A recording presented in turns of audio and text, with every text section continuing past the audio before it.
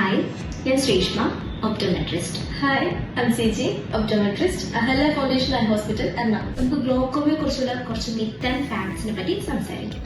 First myth, പ്രായമുള്ള ആൾക്കാർക്ക് മാത്രമേ ഗ്ലോക്കോമ ഉണ്ടാകാറുള്ളൂ.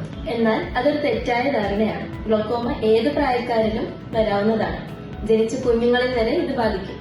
എസ്പെഷ്യലി 40 കഴിഞ്ഞവരിലാണ് കൂടുതൽ കണ്ടുവരുന്നത്. അതുകൊണ്ട് തന്നെ റുട്ടീനായിട്ട് ഐ ചെക്കപ്പ് നടത്തേണ്ടതാണ്. സെക്കൻഡ് മിത്ത്, എനിക്ക് കാഴ്ചയ്ക്ക് ബുദ്ധിമുട്ടൊന്നുമില്ല, അതുകൊണ്ട് എനിക്ക് ഗ്ലോക്കോമ വരില്ല. അതും തെറ്റായ ധാരണയാണ്. ഏർലി സ്റ്റേജിൽ നമുക്ക് ഗ്ലോക്കോമയ്ക്ക് ഒരു സിംറ്റംസും ഉണ്ടായിരിക്കില്ല. നമ്മൾ ഗ്ലോക്കോമയിൽ പോലും പറയുന്നത് സൈലന്റ് പീപോക്ക് സൈറ്റ് എന്നാണ്. അതായത് അതിന്റെ ലാസ്റ്റ് സ്റ്റേജിൽ മാത്രമാണ് വിഷൻ ലോസ് പോലെയുള്ള കാര്യങ്ങൾ ഉണ്ടാകുന്നത്.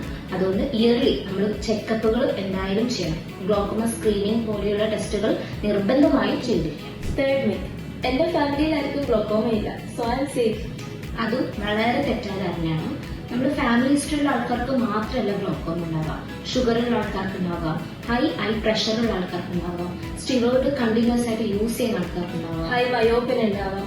ഇവരെല്ലാവരും ഗ്ലോക്കോമ റിസ്ക് ആയിട്ടുള്ള ആൾക്കാർ തന്നെയാണ്. അപ്പൊ എന്തായാലും ഇത് റുട്ടീനായിട്ട് ഐ ചെക്കപ്പ് ചെയ്യേണ്ടത്. ഇങ്ങനെയുള്ള പല തെറ്റിദ്ധാരണകളും കാരണം കാഴ്ച തിരിച്ചു കിട്ടാത്ത വിധം നഷ്ടപ്പെട്ടവരുണ്ട്. So make sure you do your eye checkup yearly. Thank you.